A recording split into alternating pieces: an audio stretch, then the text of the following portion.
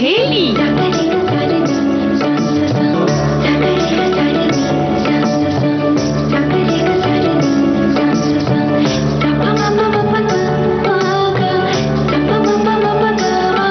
सखी सहेली।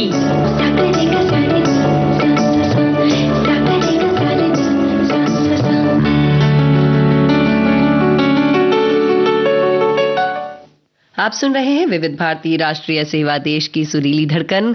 कार्यक्रम सखी सहेली में सभी श्रोताओं को और सखियों का स्वागत करते हैं। आप सभी को नमस्कार। मैं हूं विधि प्रवीण जैन।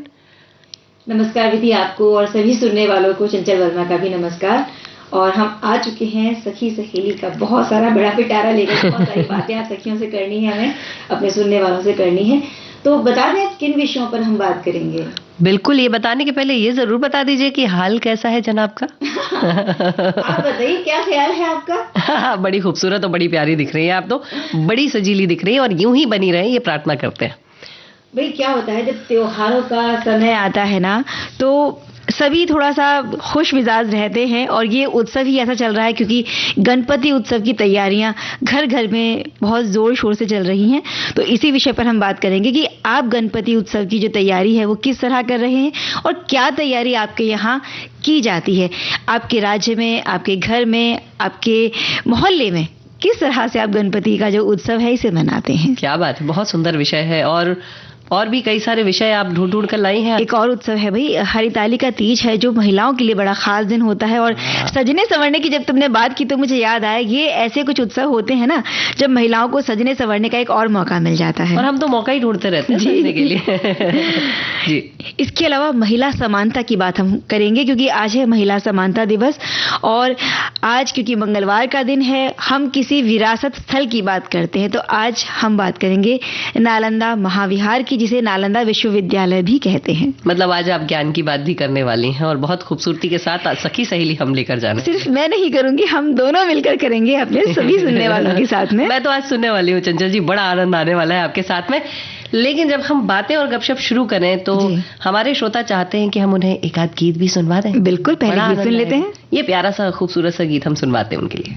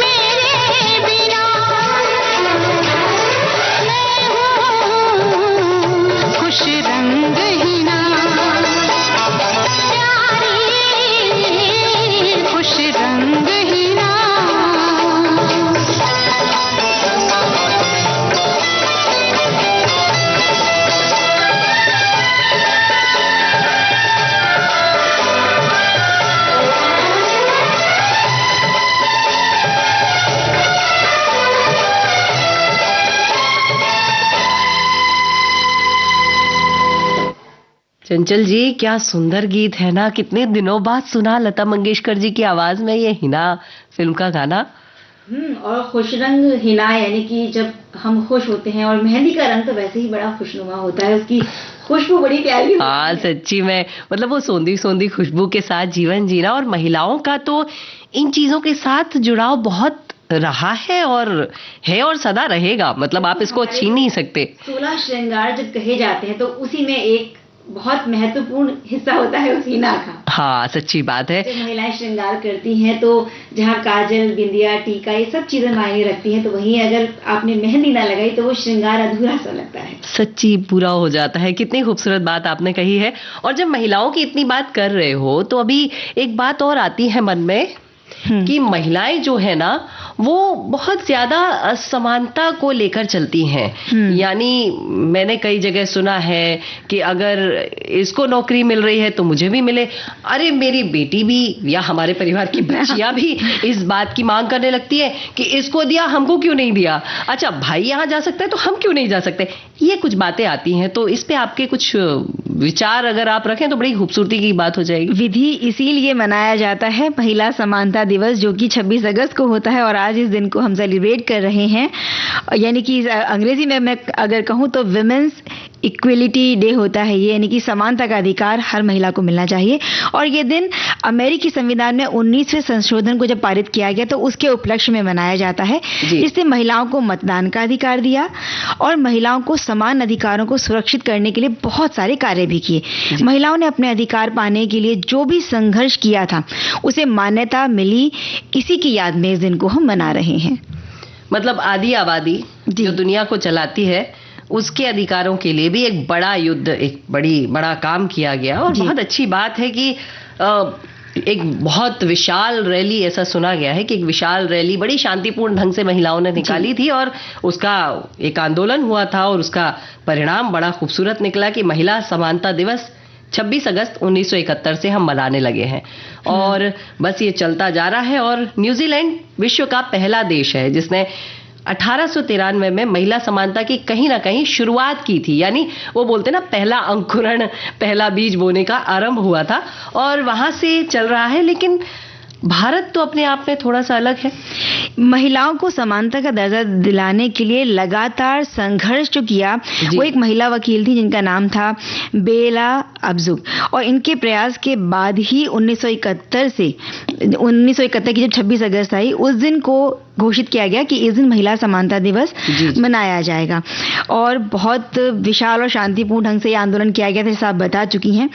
लेकिन भारत में आजादी के बाद से ही महिलाओं को वोट देने का अधिकार तो मिल गया था, लेकिन पंचायतों में और नगर निकायों में चुनाव लड़ने का अधिकार इनको नहीं मिला था।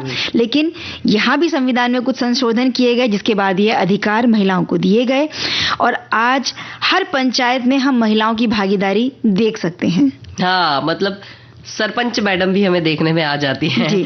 हमारे देश में महिलाओं की वास्तविकता में हम समान की बात करते हैं और कई जगह की स्थिति बड़े गौर करने लायक है। और ऐसी भी महिलाएं नजर आती हैं जो हर तरह के भेदभाव के बावजूद अपना मुकाम स्थापित कर चुकी है, मतलब लोगों के सामने खड़ी हो गई है अडिगचल। और इसी के कारण कई बार महिलाओं को इसी कतार में घर में, समाज में महिला होने के कारण असमानता को थोड़ा झेलना पड़ता है। पर एक लड़की होने के नाते, बहन होने के नाते समाज में वो हमेशा लड़ती रही हैं, आगे बढ़ती रही हैं। तो देखो ना, एक बड़ा अच्छा संदेश हमें प्राप्त हुआ है। हमारी श्रोता ने लिखा है कि आजकल महिला चांद पर जा रही है, मंगल पर जा रही है, लेकिन घर वाले ये चाहते हैं कि महिलाएं जाने से पहले घर वालों के लिए 4 पराठे और चाय बना कर जाएं। और कुछ महिलाओं को वैसी समानता देना चाहते हैं जिसमें घर की जिम्मेदारियां भी शामिल हों। पर बाकी देशों से पहले भारत में डॉक्टर बाबा साहब अम्बेडकर थे जिन्होंने महिलाओं को मतदान का अधिकार दिलाने के लिए संविधान में ये समानता की शुरुआत की थी। तो ये बिल्कुल सही बात है, बाबा साहब अम्बेडकर ने बहुत संघर्ष किया इन चीज़ों के लिए और उन्होंने संविधान में जो अधिकार दिए हैं महिलाओं को, जिसकी बदौलत आज महिलाएं कुछ ना कुछ कर पा रही हैं। अब तो हर क्षेत्र में ही आगे बढ़ रही हैं। जी बिल्कुल। लेकिन चंचल, कुछ ग्रामीण और पिछड़े क्षेत्रों में अगर साक्षरता की दर देखें तो कहीं ना कहीं पुरुषों के मामले में कम दिखाई पड़ती है। आज के परिवेश में महिलाओं में बदलाव तो दिख रहे हैं, जहां महिलाएं पहले घर से बाहर भी नहीं निकलती थी, यूं ही घर के अंदर सारे काम करती रहती थी, वहीं आज हक की बात कर रही हैं। उन्हें अपने अधिकार का पता है कर्तव्यों के साथ साथ, और वो अपने लिए लड़ भी रही हैं। और जब ये गतिविधियां कुछ होती हैं महिला समानता दिवस की, तो हर कार्यस्थल पर, पुस्तकालय, विभिन्न संगठनों में, सार्वजनिक सुविधाएं और सभी जगहों पर वो भाग लेती नजर आती हैं। और आज पुरुष के कंधे से कंधा मिलाकर हर महिला चल रही है। अंतरिक्ष में भी जाती हैं और जीत कर आती हैं, विश्व विजय करके आती हैं, दुनिया में अपना नाम कमा कर आती हैं। बिल्कुल, और ये होना भी चाहिए। और इन बेटियों को आगे बढ़ने के लिए पंख देने का काम करना चाहिए उनके परिवार वालों को। अगर वो आगे बढ़ना चाहें तो उनके उड़ान को बिल्कुल हौसले दें, आप रोके नहीं, उनको बढ़ने दें, आगे पढ़ने दें और बढ़ने दें। उनको शिक्षा का अधिकार मिलेगा, तभी उनकी जो सोच समझ है वो बहुत आगे तक जाएगी, वो कुछ ना कुछ कर पाएंगी। बिल्कुल सही बात कही चंचल आपने। अगर सबका साथ होगा तो वो महिला जो घर के अंदर है, वो जो एक बेटी है, कल को बड़ी होकर इस देश के लिए बहुत बड़ी, वैसे भी वो मंगल मिशन हम गए थे, उसमें तो महिलाओं ने ज्यादा काम किया है और मंगलयान को वहां तक भेजकर भारत का गर्व से छाती चौड़ी कर दी है। तो हम स्वतंत्रता की भी अगर बात करें तो जब देश को स्वतंत्रता मिली उस वक्त भी बहुत सारी महिलाएं थी जो इस स्वतंत्रता संग्राम में भी कंधे से कंधा मिलाकर चल रही। तो हर जगह महिलाओं ने अपना परचम तो लहराया है। बिल्कुल सही बात कही आपने। इस बात पर और चर्चा करेंगे, लेकिन लेते हैं एक विराम। जी।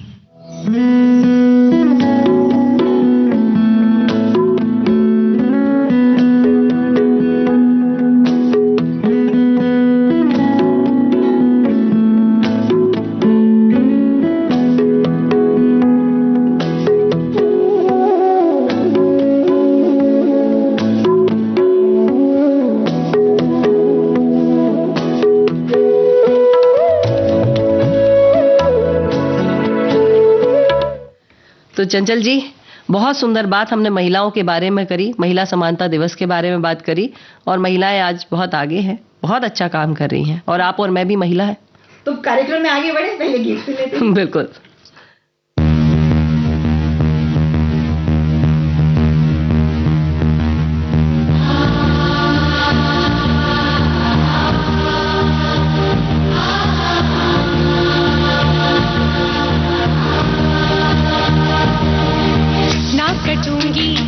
चलूंगी ना मिटूंगी ना मरूंगी,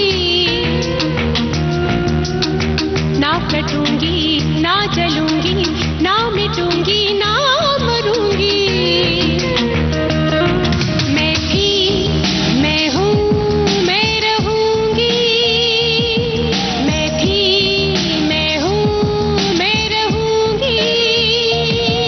मैं थी, मैं हूँ, मैं रहूंगी। मैं थी, मैं हूँ, मैं रहूंगी। जब तक दरिया में है पानी और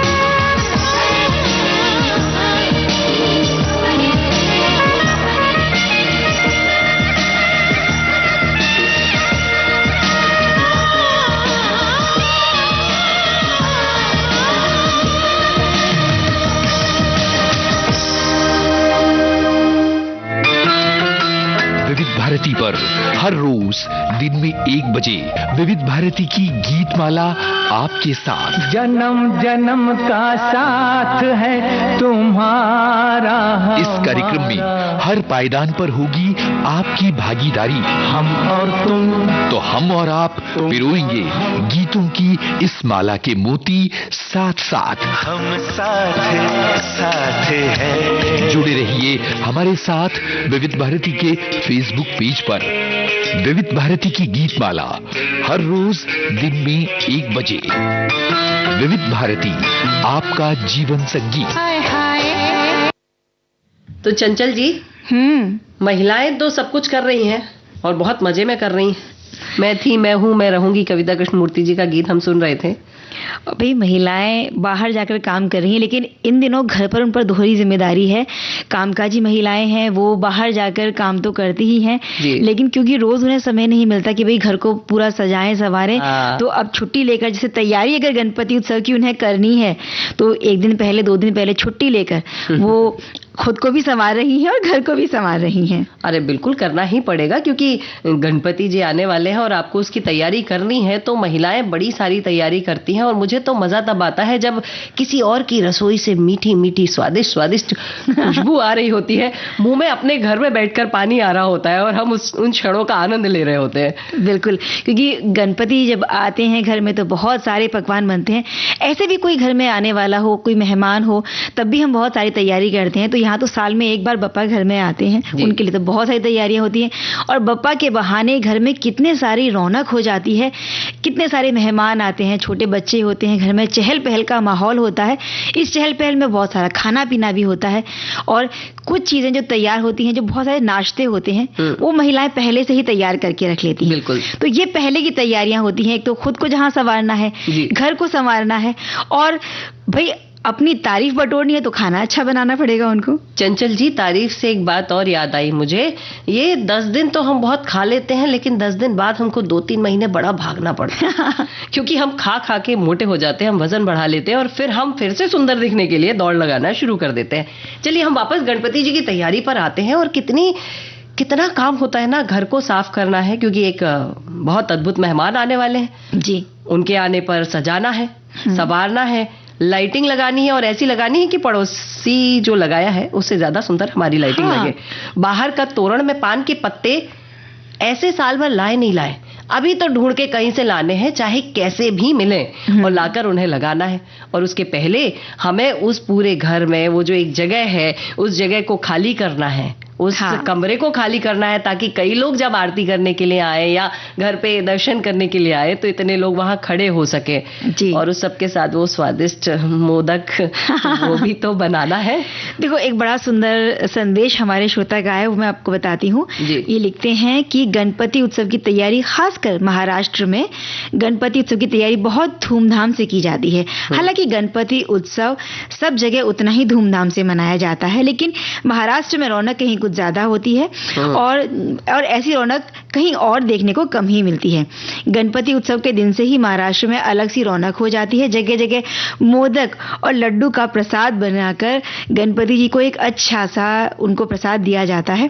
मैं एक बात भी कहना चाहूंगी कि हमें इको फ्रेंडली गणपति का इस्तेमाल करना चाहिए और उनको इतनी सुंदर बनाएं कि हमारे इको फ्रेंडली गणपति जी को देखकर हमारे आसपास के जो लोग हैं वो भी इको फ्रेंडली गणपति बनाने लगे। और इसका इस्तेमाल हम जिस तरह से करेंगे तो त्योहार भी बहुत अच्छा बन जाएगा और पर्यावरण को भी कोई नुकसान नहीं होगा। मैंने बहुत जगह पर सुना है कि वहां पर चॉकलेट के गणपति बनाए गए और हम इको फ्रेंडली गणपति बनाकर इस त्योहार को मना सकते हैं। इससे पर्यावरण को नुकसान नहीं पहुंचेगा और त्योहार मनाने के बाद हमें किसी तरह का अफसोस मन में ये नहीं रहेगा कि हमने पर्यावरण को कोई नुकसान पहुंचाया था। ये बिल्कुल सही बात है। बहुत सारे लोग तो मैंने देखा है आजकल घर में छोटी सी गणेश जी की प्रतिमा बनाते हैं, कागज की लुगदी से या कच्ची मिट्टी से भी बनवाते हैं। तो एक जी, तो वो सुंदर सुंदर प्रतिमाएं जब बच्चे बनाते हैं और उनकी पूजा होती है तो 10 दिन बच्चों को भी बड़ा रुचि होती है, मैंने बनाए हैं और मैं पूज रहा हूँ। तो ये भी एक बहुत अच्छी चीज उसमें हो जाती है। कई बार अगर आपने बाजार से भी मूर्ति लाई होती है तो बच्चे ने बहुत छोटी सी प्यारी सी मूर्ति बनाई, साथ में उसको स्थापित कर दिया जाता है और बच्चे उसी देखकर ही बड़े खुश होते रहते हैं। और माता पिता भी बड़े प्यार से बताते हैं कि सामने जो नीचे छोटे से गणपति रखे हैं ये हमारी बिटिया ने या बेटे ने बनाए हैं जी। और कई बार तो अगर आपने पूरी जो मूर्ति है वो आपने खुद ने बनाई है तो उसका एक कहते हैं ना कि आपने उसमें अपनी पूरी जान फूंक दी होती है, पूरा अपनी भावनाएं डाल दी होती हैं उस मूर्ति को बनाने में। बिल्कुल, और भावनाओं का खेल बड़ा होता है, लेकिन भावनाएं दूसरी जगह और चली जाती हैं। चंचल जी, आपने कहा घर की सफाई करनी है, आपने कहा कि बहुत सारे पकवान बनाने हैं, लेकिन हाथों में हमें मैनिक्योर भी करवाना है और उसे बचाना भी है, क्योंकि अगले 10 दिनों तक हमारे हाथ सबको बहुत ज्यादा दिखने वाले हैं। दिया जलाते समय या कोई और कार्य करते समय इन हाथों का ही खेल होगा, इस चेहरे का ही खेल होगा। तो कुछ महिलाएं पार्लर भी जाती हैं और सभी जाती है।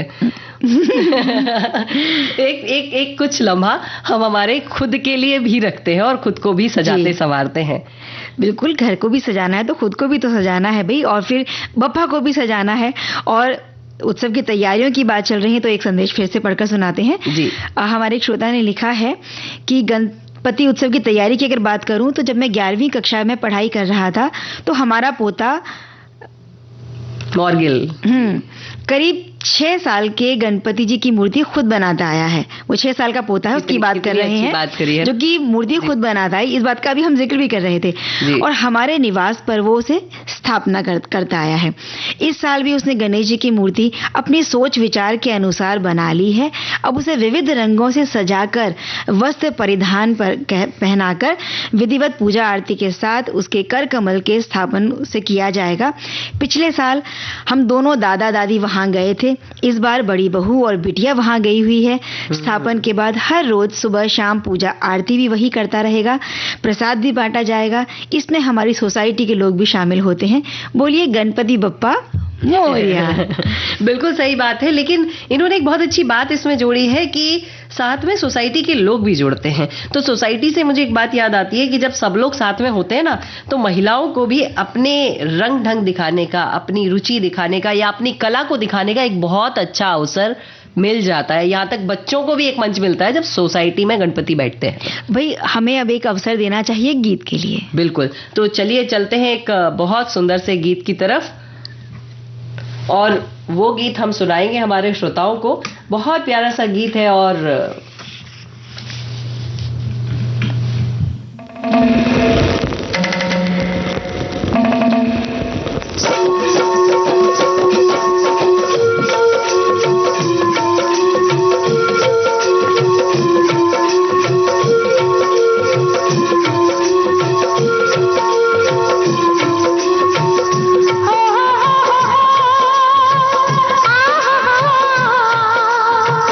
दारा दे रे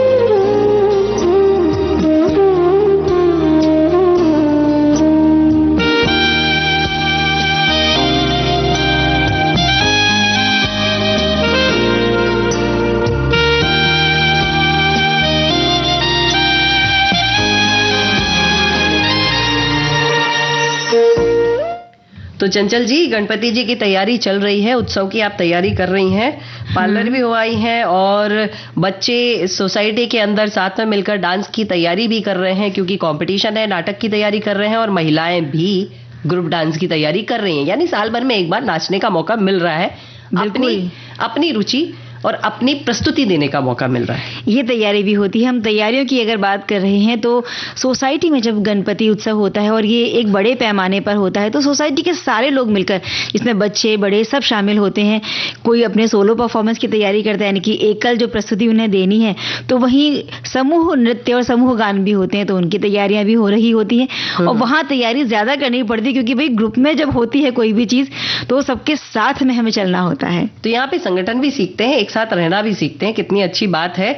और हमारे एक श्रोता लिखते हैं, किसी भी अच्छे काम का शुभारंभ करना उसका श्री गणेश करना कहा जाता है क्योंकि गणपति को विघ्न विनाशक, दुखहर्ता, सुखकर्ता कहते हैं। हर शुभ कार्य का आरंभ उनकी पूजा स्थापना से करते हैं, तो तैयारी बहुत सारी बनती है। कार्य से पहले उन्हें याद करते हैं, उनसे प्रेरणा लेते हैं और उनके गुण की विशेषताओं को अपने जीवन में धारण करते हैं और उनमें कुछ सीखते हैं और आत्मसात कर लेते हैं। क्या बात है। हमारे एक श्रोता लिखते हैं कि मुंबई में तो मुख्य बाजारों में सजावट और बप्पा की मूर्तियां जगह जगह सजाई गई हैं और हमारे दुखहरण बप्पा आने वाले हैं।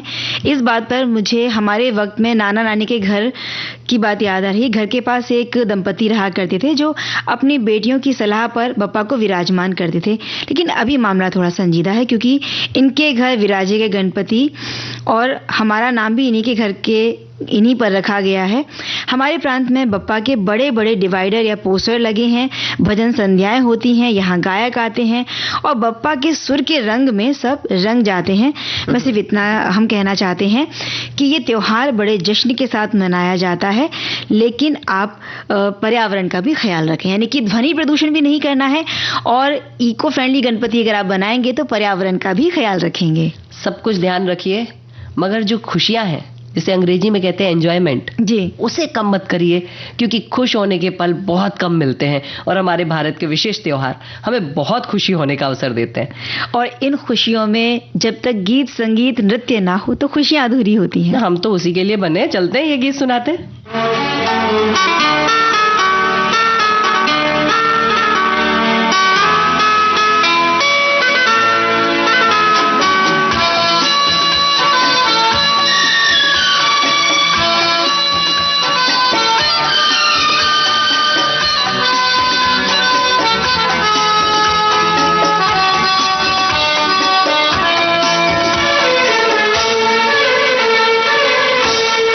कितनी हसरत है हमें तुमसे दिल लगाने की, कितनी हसरत है हमें तुमसे दिल लगाने की, पास आने की, तुम्हें जिंदगी में लाने की। मैं दिल की बात भला कैसे कहूँ, कितनी हसरत है हमें तुमसे दिल लगाने की, पास आने की, तुम्हें जिंदगी में लाने की।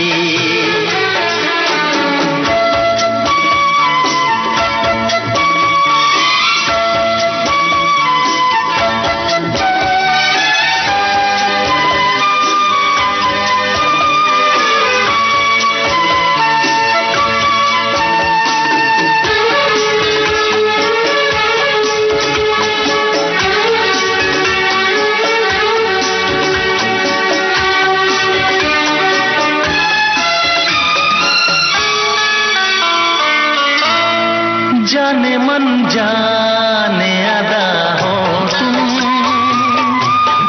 मेरी धड़कन की सदा हो तुम। जाने मन जाने अदा हो तुम, मेरी धड़कन की सदा हो तुम। मेरी सांसों की जरूरत हो, दिलरुबा जाने वफा हो तुम। मैं दिल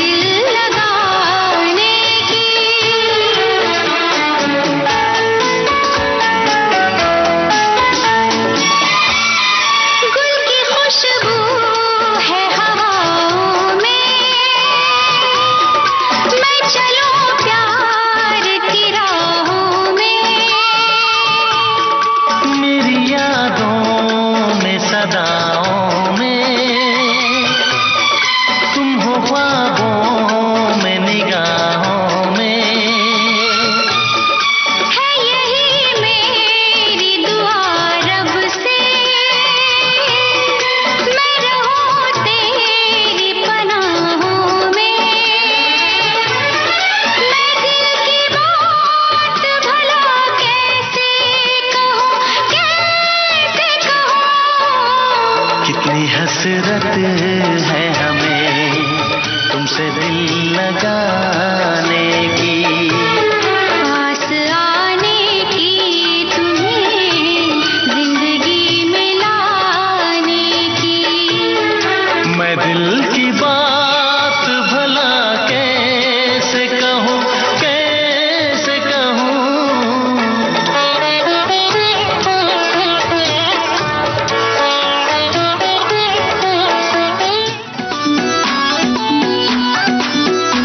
बॉम्बे टॉकीज विविध भारती पर बॉम्बे टॉकीज में आ रहे हैं फिल्म, रंगमंच और ओटीटी से जुड़े शानदार अभिनेता डॉक्टर गोविंद पांडे। यशराज वाले मेरे घर पर आए थे, शालू कास्टिंग कर रही थी, तो बाप का रोल करना है, हीरो आ रहा नया, वो नाम हम नहीं पता था। तो मैंने कहा यार ये मुझे बाप बना रहे हैं यार, अभी से ले वो बाप बन गया तो ये तो टैग लग जाएगा, वो भी यशराज की फिल्म है भैया।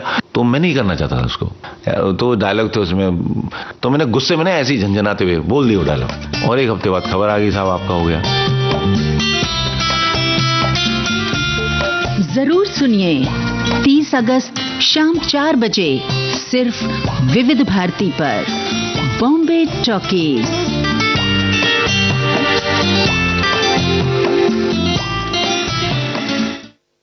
तो चंचल जी, सखी सहेली में हम आगे बढ़ रहे हैं और अगला विषय जो है वो हम सबके दिल के बड़े करीब है। बिल्कुल, क्योंकि शिक्षा सबका अधिकार है और शिक्षा हमारे देश में बहुत प्राचीन परंपरा रही है। बिल्कुल, जब एक अगर मैं बहुत थोड़ा पीछे जाती हूँ तो 7,32,000 गांव इस देश में है और 7,32,000 गुरुकुल इस देश में है जी। हर किसी को शिक्षा दी जा रही है, ना राजा ना प्रजा, सब एक साथ शिक्षा ले रहे हैं और उस शिक्षा में 26 तरह की विज्ञान सिखा रहे हैं। उस विज्ञान के बाद में हर तरह का व्यापार सिखा रहे हैं, जहाज बनाना सिखा रहे हैं, विदेशों में व्यापार करना सिखा रहे हैं, यानी बनाना बेचना सब करना सिखा रहे हैं, तभी हम जगत गुरु कहला रहे हैं। बिल्कुल, और ऐसे ही एक जगह जहाँ ये सारी चीजें सिखाई जाती थी, आज हम बात कर रहे हैं उस जगह की जिसे नालंदा महाविहार या नालंदा विश्वविद्यालय के नाम से भी हम जानते हैं। बिल्कुल सही बात है। और इसके अलावा भी पता है चंचल जी, हमारे देश में ना कितने सारे विद्यालय रहे हैं जो विश्व प्रसिद्ध रहे हैं, दुनिया भर के लोग आते रहे और नालंदा उसमें से सबसे विशेष रहा है। तो इसके बारे में तो चर्चा करनी बनती है। बिल्कुल, ये शिक्षा के लिए जानी मानी जगह रही है बहुत प्राचीन समय से ही, और वर्तमान में बिहार राज्य में पटना से लगभग बताते हैं कि 85 या 86 किलोमीटर और राजगीर जो जगह है वहां से करीब 11-12 किलोमीटर दूर ये विश्वविद्यालय के अवशेष, बिल्कुल जिसकी प्राचीन क्या वैभव रहा होगा इसका और विशाल जो इसकी कथा है उसे कहानी इसकी कहते हैं। बिल्कुल सही बात है। 7वीं शताब्दी में चीन के यात्री वेनसोंग और इत्सिंग यहाँ पर आए थे और यात्रा विवरणों में भी उन्होंने इसके बारे में जानकारी दी है और इतिहासकारों ने भी इसके बारे में जानकारी दी है। वो बताते हैं कि लगभग 10,000 छात्रों को पढ़ाने के लिए 2,000 शिक्षक थे। वेनसोंग ने तो 7वीं शताब्दी में अपने जीवन का एक महत्वपूर्ण 1 वर्ष विद्यार्थी वाला और 1 शिक्षक के रूप में भी व्यतीत किया है यहाँ पर। और ये जो विद्यालय की हम बात कर रहे हैं विश्वविद्यालय की, इसके संस्थापक थे कुमार गुप्त प्रथम और इसे हेमंत कुमार गुप्त के उत्तराधिकारियों ने भी इसको पूरा सहयोग दिया। फिर गुप्त वंश के पतन के बाद आने वाले जो भी आगे के शासक थे उन्होंने इसकी समृद्धि में अपना पूरा योगदान हमेशा जारी रखा। महान सम्राट हर्षवर्धन, फिर पाल शासक, उनका भी संरक्षण मिला। बहुत सारे जो विदेशी शासक थे उनसे अनुदान भी मिला और यूनेस्को की भी विश्व धरोहर स्थल है नालंदा महाविहार। बिल्कुल सही बात है। और आजकल तो आप देखिए तो आजकल तो छोटे छोटे बच्चों के विद्यालयों को भी आवासीय विद्यालय बना दिया जाता है जी। पर वो काल था जब पूरे विश्व में केवल और केवल एक विद्यालय था, विश्वविद्यालय था, जो नालंदा महाविहार था, जो आवासीय विश्वविद्यालय था। यानी यहाँ पर देश विदेश के लोग आते थे, वहीं रहते थे, वहीं का भोजन करते थे, वहीं की परिपाटी में रम जाते थे और बहुत प्यार से पढ़ते थे। कोरिया, जापान, चीन, तिब्बत, इंडोनेशिया, फारस, तुर्की, सब जगह के लोग यहाँ से शिक्षा ग्रहण करके गए। बिल्कुल, और बहुत सुनियोजित ढंग से विस्तृत क्षेत्र में ये बना हुआ है, और यहाँ की जो स्थापत्य कला है उसका भी एक बड़ा नमूना है ये। और इसका जो पूरा परिसर है एक विशाल दीवार से एक घिरा हुआ है, जिसमें प्रवेश करने के लिए एक मुख्य द्वार बनाया गया था। उत्तर से दक्षिण की ओर मठों की लगातार कतार थी, उनके सामने बड़े बड़े स्तूप और मंदिर बने हुए थे, और मंदिरों में भगवान बुद्ध की सुंदर सुंदर मूर्तियां स्थापित की गई थी। यहाँ पे 7 बड़े कक्ष यानी बड़े बड़े हॉल, 300 अन्य कमरे। अरे वाह, कितना बड़ा होगा ना चंचल जी, ये कितना विशाल है। और इनमें व्याख्यान हो रहे हैं। कमरे में सोने के लिए पत्थर की चौकी, यानी अगर अनुशासित जीवन है तभी आप कुछ कर सकते हैं। दीपक है, पुस्तक है, इन सबको रखने के लिए आले बने हुए हैं जो आजकल तो शायद गायब हो चुके हैं। प्रत्येक मठ के आंगन में कुआं है, शुद्ध जल की व्यवस्था भी है। 8 विशाल भवन, 10 मंदिर, अनेक प्रार्थना कक्ष, अध्ययन कक्ष, सुंदर बगीचे, झीलें। कितना अद्भुत होगा ना चंचल जी। और यहाँ के प्रबंधन के लिए 2 समितियों का गठन भी किया गया था, और प्रबंधन कार्य जैसे कि पाठ्यक्रम संबंधी कार्य और आर्थिक व्यवस्था, ये सब देखभाल कुलपति या आचार्य किया करते थे, और भिक्षुओं द्वारा ये निर्वाचित हुआ करते थे। इसमें जो दान आता था, इस अनुदान जो मिलता था विश्वविद्यालय को, उसी से विद्यार्थियों के कपड़े, भोजन और आवास का प्रबंध किया जाता था। मतलब ज्यादा विद्यार्थियों पर वजन नहीं डाला जाता था। इस विश्वविद्यालय में 3 श्रेणियों में आचार्य थे, अपनी योग्यता अनुसार। पहली, दूसरी और तृतीय श्रेणी, 3 श्रेणियां थी। नालंदा के प्रसिद्ध आचार्यों में आचार्य शीलभद्र, आचार्य धर्मपाल, आचार्य चंद्रपाल, आचार्य गुणमती, आचार्य स्थिरमती प्रमुख थे। वेनसोंग के समय इस विश्वविद्यालय के प्रमुख थे आचार्य शीलभद्र, और बहुत महान आचार्य थे, शिक्षक थे और विद्वान थे। इन्होंने कितनी सारी खोजें की हैं, अगर इनके विषय में चर्चा करने बैठे तो शायद दिन निकल जाएगा। बिल्कुल, और इस विश्वविद्यालय की हम बात करें तो यहाँ प्रवेश पाना इतना आसान नहीं था, क्योंकि ये बहुत कठिन दौर से गुजरना पड़ता था विद्यार्थियों को, और जो बहुत प्रतिभाशाली होते थे उन्हीं को प्रवेश दिया जाता था। अलग अलग स्तरों से उन्हें गुजरकर, यानी कि जो परीक्षाएं होती थी उससे गुजरकर उन्हें प्रवेश मिलता था, और शुद्ध आचरण और संघ के नियमों का पालन करना ये बहुत जरूरी था। इतनी आसानी से आपको एंट्री नहीं मिलेगी, इतनी आसानी से आप अंदर नहीं आ सकते, और अंदर आ गए तो उसके बाद भी आपके साथ आपको मेहनत बहुत करनी है। और वो मेहनत ये है कि शिक्षक जो है वो आपको मौखिक व्याख्यान दे रहे हैं। आजकल जैसे जीडी कहा जाता है, ग्रुप डिस्कशन, वैसे ही उस समय शास्त्रार्थ होता था। कितना अद्भुत होता होगा। शंका समाधान भी होता था, बच्चे जाकर अपनी शंकाओं का समाधान भी करते थे। यहाँ धर्म कीर्ति की रचनाओं का सविस्तार अध्ययन भी होता था। वेद, वेदांत, सांख्य सब पढ़ाए जाते थे। व्याकरण, दर्शन, शल्य विद्या, ज्योतिष, योग शास्त्र, चिकित्सा शास्त्र सब कुछ पढ़ाया जाता था। और खगोल शास्त्र के लिए, इसके विशेष अध्ययन के लिए एक विशेष भाग नियत था। और विधि इतिहासकार बताते हैं कि यहाँ पर एक बहुत बड़ा पुस्तकों का संग्रह भी था। 3 लाख से अधिक पुस्तकें यहाँ पर थी, और इनमें, इस पुस्तकालय में बहुत सारी जो पुस्तकें थी वो हस्तलिखित भी। और यहाँ बने छात्रावासों में 300 कक्ष बने थे छात्रों के रहने के लिए, जिनमें अकेले या 1 से अधिक छात्रों के रहने की व्यवस्था थी। और इसका प्रबंधन छात्र संघ के माध्यम से किया जाता था, और छात्र संघ का जो चुनाव है वो भी हुआ करता था, और छात्र स्वयं ये सारी व्यवस्था किया करते थे। उनके लिए शिक्षा, भोजन, वस्त्र, औषधि ये सारे चीजें भी निःशुल्क हुआ करती थी। मतलब ज्यादा चिंता करने की जरूरत नहीं थी, एक दूसरे को संभालना था प्रेम से, स्नेह से। यहाँ पर वो राज्य करना भी सीखते थे, और छोटे बनकर, झुककर, सामने खड़े होकर सीखना करना भी सीखते थे। सब कुछ सिखाया जाता था। ये सारी बातें तो हम करेंगे। एक गीत सुन लें क्या? ठीक है, गीत सुनते हैं जी।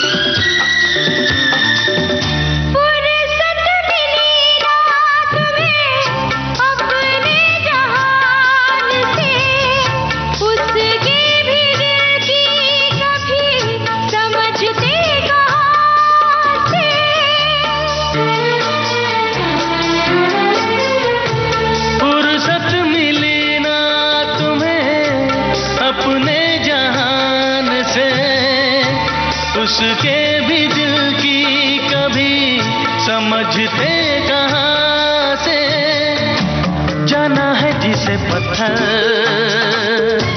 हीरा है वो तो हीरा, सदा तुमने ऐब देखा हुनर को न देखा, वो तो है अलबेला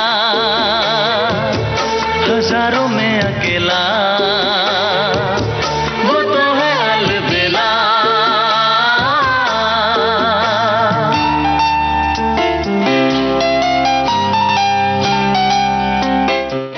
तो चंचल जी, हम नालंदा विश्वविद्यालय की बात कर रहे हैं और ये विद्यालय जो था वो 12वीं सदी तक तो बड़ा अच्छे से था, लेकिन 13वीं सदी तक ये विश्वविद्यालय समाप्त हो गया था।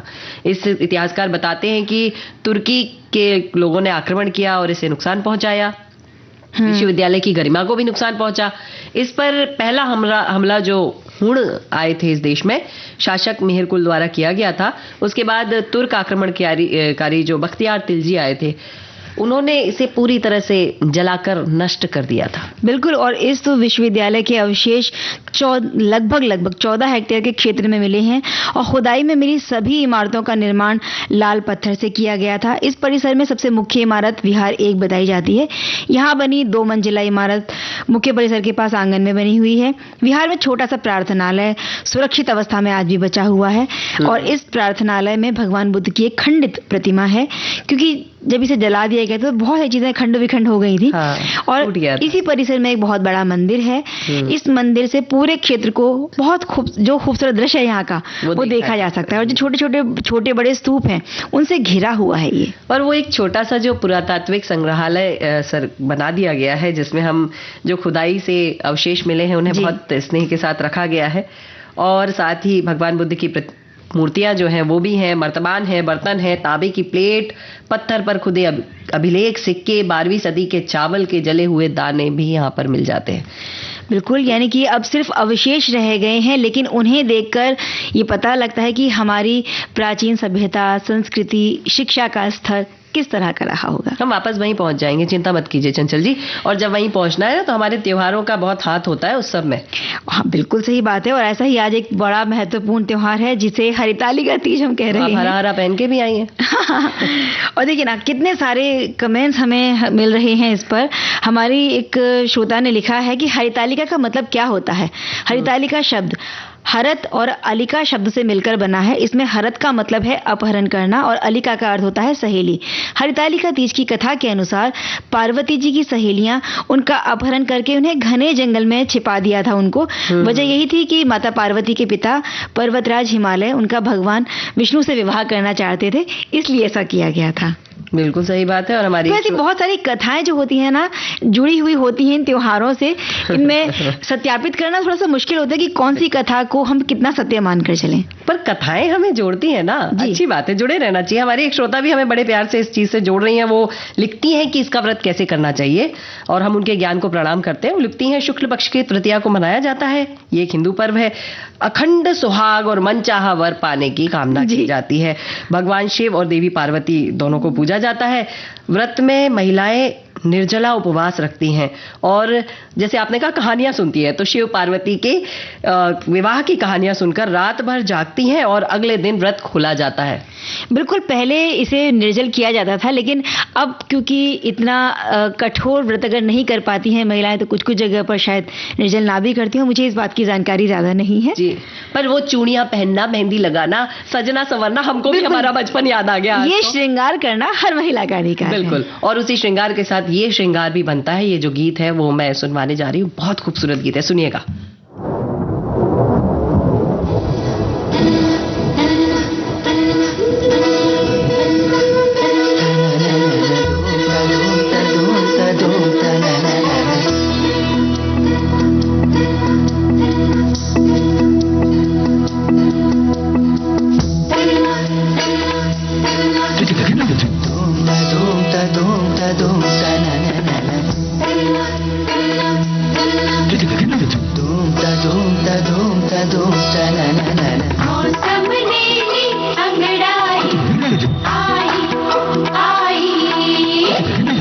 लहरा के बरखा फिर छाई छाई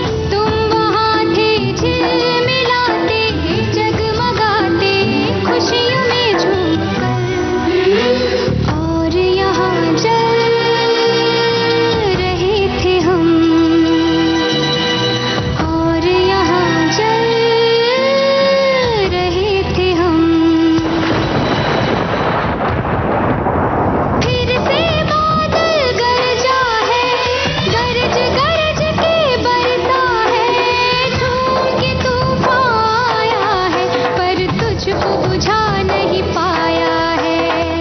ओ पिया ये दिया चाहे जितना सताए तुझे, ये सावन ये हवा और ये बिजलियाँ, मेरे पिया अब आ जा रे मेरे पिया। तो चंचल जी, वक्त रेत की तरह फिसल जाता है, पता ही नहीं पड़ता।